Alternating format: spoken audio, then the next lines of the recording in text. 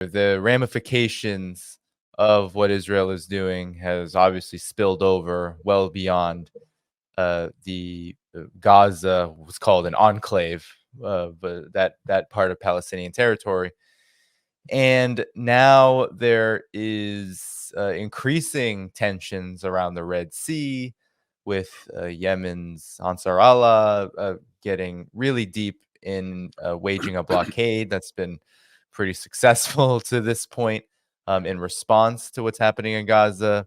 But of course, there's more with Hezbollah, and there have been, I feel like there's been more and more tensions regionally. And Israel is talking about trying to get the U.S. to help them push Hezbollah back along the border. Help us make sense of the regional ramifications and where this is going as we enter 2024. Well, first of all, let's reflect back on Nasrallah's speech that he gave, I think, on October 9th, 2 days after. And I call it the escalation management speech. And because everybody's expecting Hezbollah to jump in and join the fight. And Hezbollah basically said, we're in, but our way. We're going to do it our way. We're not going to do it. We're not going to do it that way, because how is Israel going to be strategically defeated here? Israel set the parameters of victory being the destruction of Hamas. I think Larry and I agree. Hamas is won. They're not going to be destroyed. So Israel's already lost this war.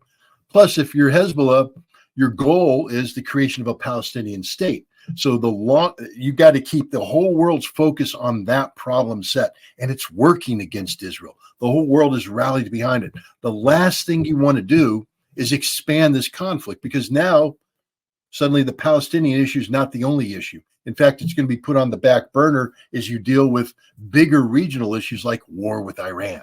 That's a bigger problem set than the Palestinian issue. So you don't want to expand this conflict. So you've seen a lot of escalation management, but it's been done very cleverly. Hezbollah, for not wanting to get involved, has tied down one half of the Israeli Navy, 1/3 of the Israeli Air Force, 1/4 of the Israeli Army. They forced 70,000 people to be displaced out of northern Israel, putting a huge burden on the Israeli economy. And they're just humiliating the Israelis on a daily basis on the border. And here's the thing. You think Hamas has tunnels. Hezbollah has tunnels, better tunnels, deeper tunnels, longer tunnels. You know that tunnel that the Israelis dug up? It's amazing. Right at I think it's the Eretz crossing. And suddenly 400 meters from the crossing, how far along are we? 70 some odd days in this conflict. And they go, oh my God, the biggest tunnel imaginable that you can literally drive a car through is right here. Wait a minute. You guys didn't find that tunnel until now? That tunnel is small compared to the tunnels that Hezbollah has carved into northern Israel. When the time comes, Hezbollah will seize northern Israel. There's nothing the Israelis can do to stop it. They will take Kiryat Shimona. They will take other towns. They will take the Galilee. Israel can't stop them. But Hezbollah doesn't want to do that right now. Hezbollah has let it be known that they can do that, and they will do that if called upon. And this is why you're seeing Israel hesitate, because you've got all the chest thumping guys saying we need to go in and kick Hezbollah's butt. Israel proved that they can't kick Hezbollah's butt. They tried it in 2006. Didn't work. Hezbollah has gotten even better. They've become combat hardened with a decade plus experience in Syria. So there's nothing the United States can do. What, you think American pilots and American airplanes dropping American bombs are going to do a better job than Israeli pilots and American airplanes dropping American bombs? No. First of all, our pilots aren't that good anymore. We just don't train that well. Training is expensive. When was the last time we did a real honest to God, air attack against somebody with an integrated air defense, or somebody has the potential of doing that? Yeah. Not in a long time.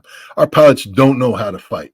And so we'd be going through a learning curve that'd be unreal. And then we'd get humiliated because it's not stopping anything. And you think Americans, when Hezbollah moves into northern Israel, you think Americans are going to drop bombs on Kiryat Shimona? You think Americans are going to drop bombs on Israel? Ain't going to happen. See, Hezbollah isn't going to sit in southern Lebanon and let the fight come to them. Hezbollah is going to take the fight to northern Israel. And now the Israelis are going to have to bomb their own cities, bomb their own people. America will stay out of that fight because we are not going to bomb Israel. Hezbollah's thinking. They know this. If I know this, Israel knows this. America knows this. That's why I'm not too worried about an expansion of the fight, because Israel knows they'll just get, I was going to use a bad word, they'll get beat up. Now we come to the Houthi.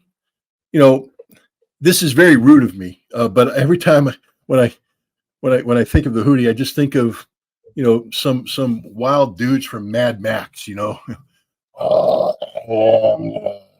you know, just yelling charge and go, because they just sort of on October 19th they just appeared. The Houthi just woke up and said, "Screw it, launch!" And everybody's like, "What the heck just happened?" The Houthi just fired on Israel. Did that really happen? Houthi, hell yeah, that happened. We're going to do it again. Launch, launch, launch. And then they say, "Screw it, take a ship, fly helicopters out there, take everybody." Go, what the hell's going on? What are the Houthi doing? And then the Houthi just say, "We're going to shut it all down," and they have. They've effectively closed I can't say the word, the Man El Bab Straits, that little narrow piece of water between Yemen and Djibouti. You know, they've shut it down. The Red Sea, you can't go to the Suez Canal right now because the Houthi have shut it down. And now America's going, what do we do? So we're moving a fleet down, and we're realizing we can't do anything. Now, the big news isn't that America can't beat the Houthi. I mean, we can't. And we're not going to. To secure those straits, we'd have to put 40,000 Marines on the ground. We don't have 40,000 Marines to put on the ground. We can't get 40,000 Marines there. And once we get them on the ground, we can't sustain it. There's 100,000 plus Houthi out there. We ain't going to beat them. Saudi Arabia's been trying since 2014 using American planes with American bombs, using American intelligence. Hasn't worked. The Houthi can destroy Saudi Arabia's oil production capacity. That's one big thing here that's causing everybody to hit pause on that. Saudi Arabia is like, you guys are going to do what to the Houthi? Pause, pause, pause, please pause, because they're going to blow up the Aramco oil fields, and we don't want that to happen. The United Arab Emirates going, wait a minute, you're going to do what? No, we don't want to have anything with that either. Pause, pause, pause, because they don't want to lose their oil production capacity either. So America's sitting there going, But here's the big story. It's not about that strait. You know how America has been saying for decades, we guarantee that the Strait of Hormuz will be open, that Iran will never shut it down, that if Iran ever tries to shut down the Strait of Hormuz, the American Fifth Fleet will keep it open. That's just been proven to be a lie. Yeah, because we can't beat the Houthi, and we damn sure aren't going to beat the Iranians. What this proves is that America's fleet, all of its dozen aircraft carrier battle groups, can't do anything. Yeah. So it's a waste of money, total waste of money. We have to be careful about getting sunk, losing a carrier. As Larry said, I'm an American taxpayer. Okay, so I got the USS Carney out there, the Aegis class, Arleigh Burke class destroyer. It's got 90 missiles, SM-2s, SM-6s, other things out there. And each one of them runs between $1.1 and $4 million each, depending on which missile you use. The Houthi have thousands of these drones and cheap missiles. They cost them $2,000, $5,000, maybe $10,000 for the good stuff. And the Houthi are just sitting there again. The guy from Mad Max, and they're going to launch these things. And the Carney's going to go detected, launch, shot, detected, launch, shot, detected, and now they're done. They fired off 90. And as Larry said, they don't have the tenders anymore. You can't bring up the ship that goes resupply in. They got to pull the Carney out. And then who's going to replace the Carney? Some other funky named ship that's going to fire off 90 missiles and have to go, and another one and go. There's only so many, missile destroyers in a carrier battle group. And when they deplete this stuff, the carrier's got to go because it can't stay there. Something's going to hit the carrier. And now here's the other thing. What have the Ukrainians been using that's driving the Russians crazy in the Black Sea? The underwater drones. The underwater drones. Well, Russia captured some of them. And I don't know if you saw it, Larry, but Russia just published photographs saying, we've just produced our own underwater drone. And Russia has really good relationships with the Iranians. So I guarantee you that if Russia produced an underwater drone, the Iranians are producing an underwater drone. And if the Iranians produced it, the Houthi have it.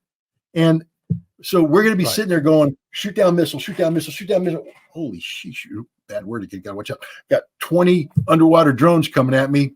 It's over, ladies and gentlemen. We lost a carrier. 5,000 Americans are dead.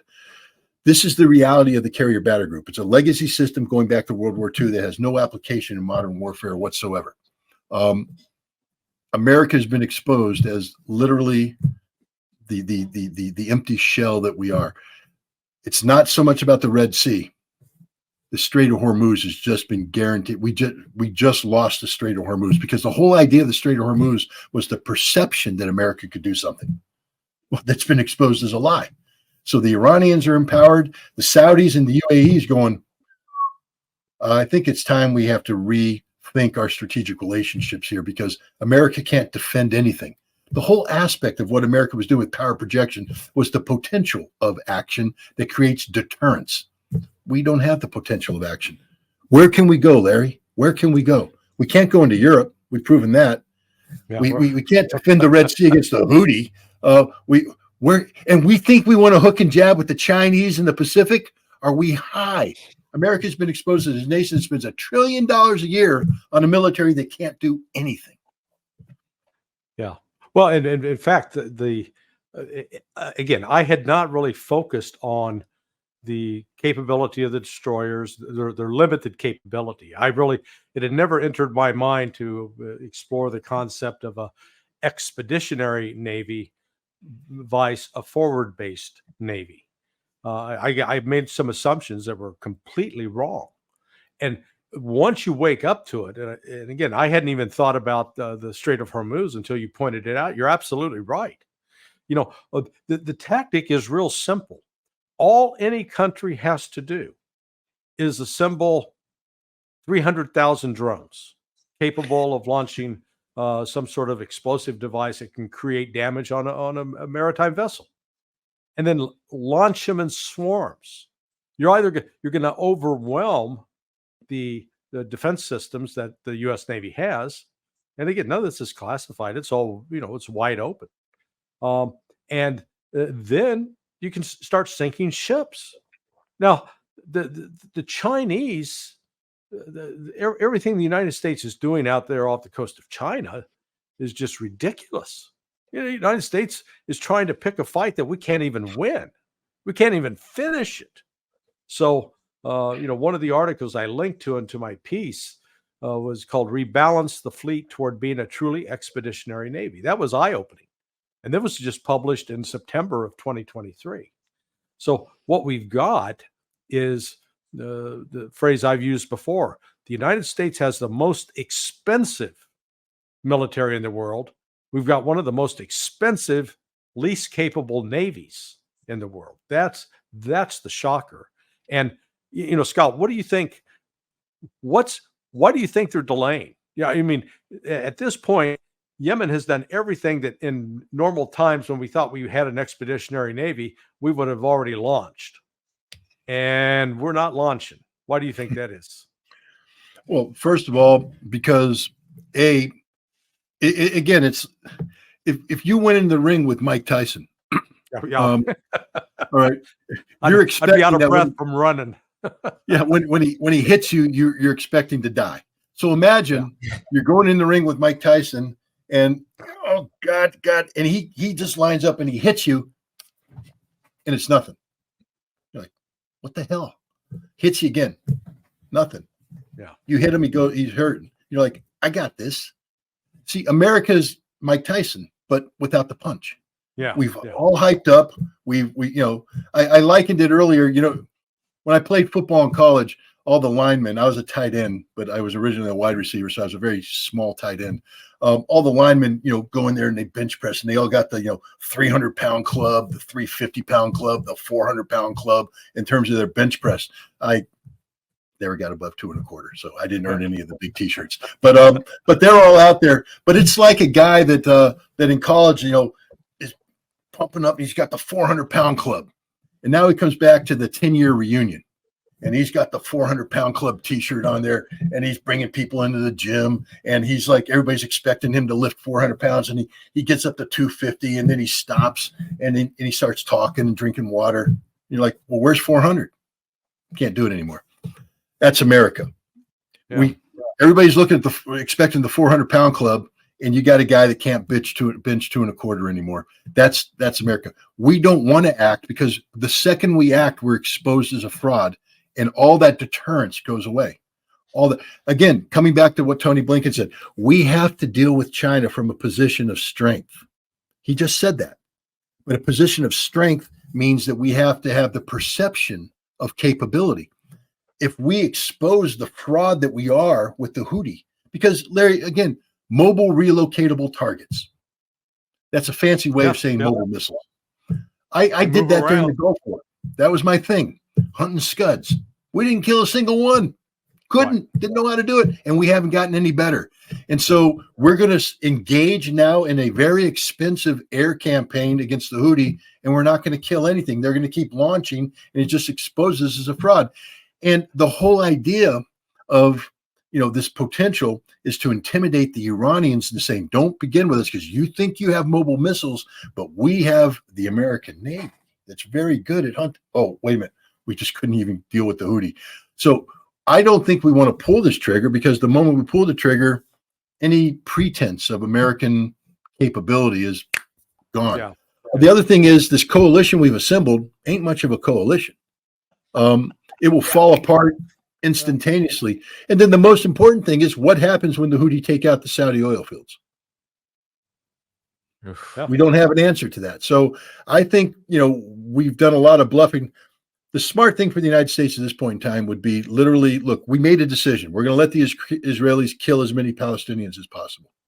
So the smart thing to do is just tell Israel, suck it up for a couple weeks, kill as many Palestinians as you want to, and then come January, you got to let the humanitarian goods, because all the Houthis say is, we'll stop the moment you let humanitarian goods come into Gaza. Mm-hmm. Stop the killing, let the humanitarian goods in, and we will open this baby up.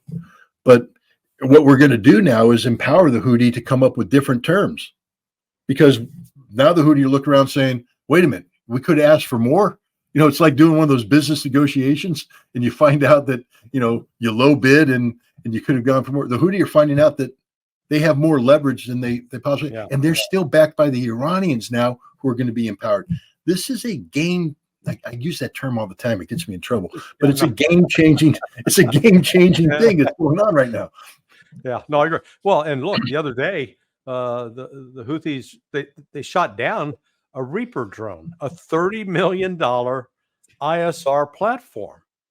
And I'd love to know what they shot it down with, how much money they actually invested to shoot down a $30 million drone, but I'll be willing to bet it was less than $500,000, which that's a pretty good return on investment.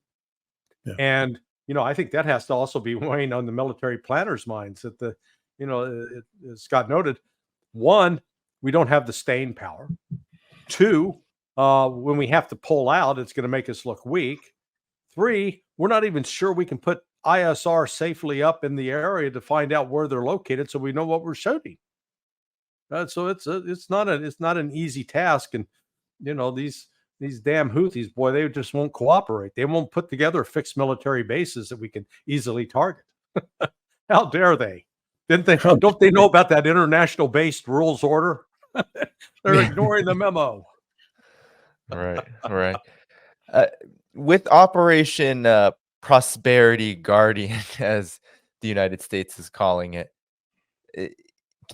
Scott and Larry, I think you're alluding to and directly stating this point altogether, that the U.S. military is pretty hollowed out. It's bark, no bite. But at the same time, this is quite the bark. This is a coalition of the willing. Last time that happened in this particular conflict, it was a Saudi-led U.S. from the rear coalition that did wage a pretty disastrous and very genocidal hell on Yemen. That's not happening right now. And you're saying that it's probably not, there's probably not going to be a major strike.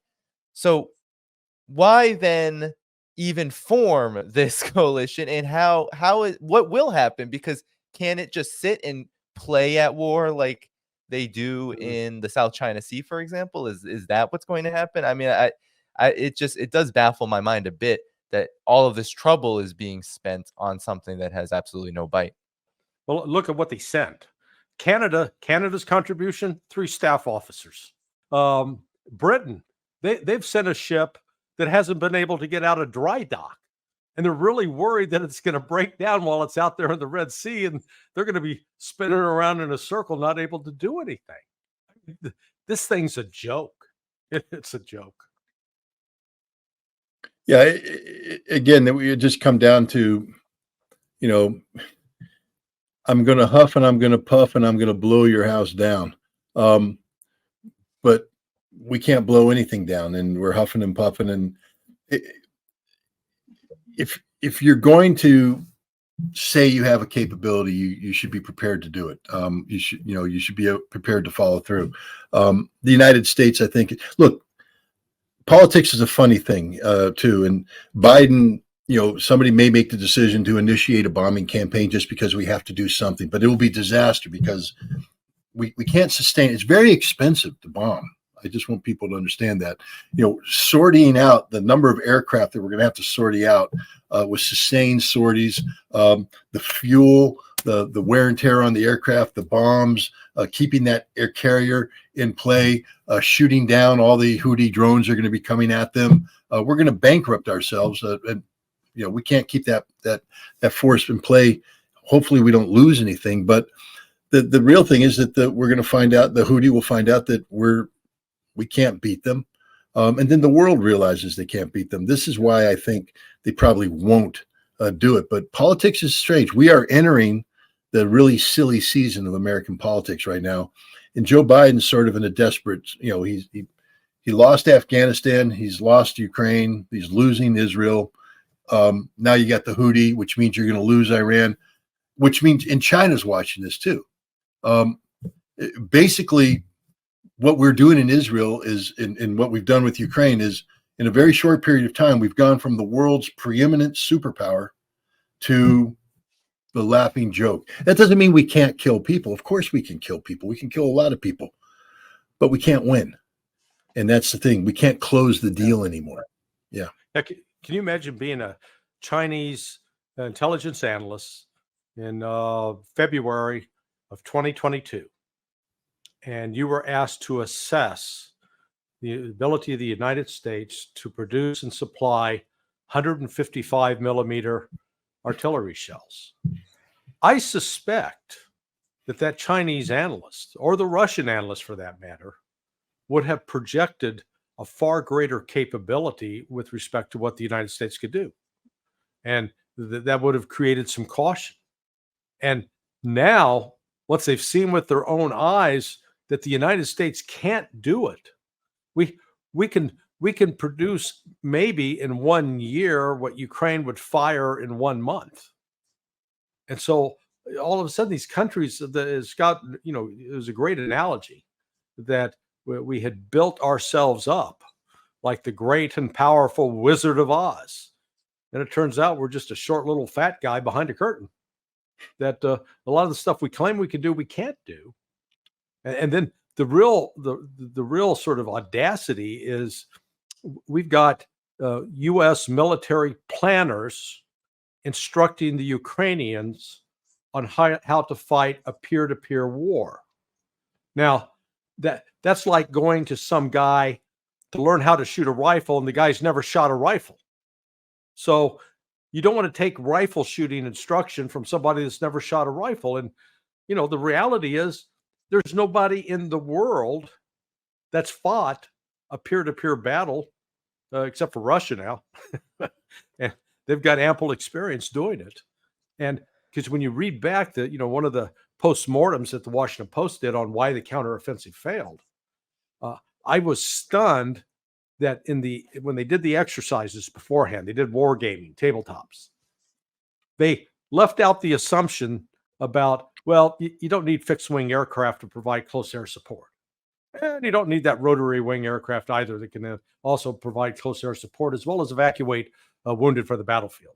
We'll just take those out of there. Hello? I mean, that's like saying, yeah, I'm going to go drive the car on the freeway, only I'm going to put on a blindfold, see how I do.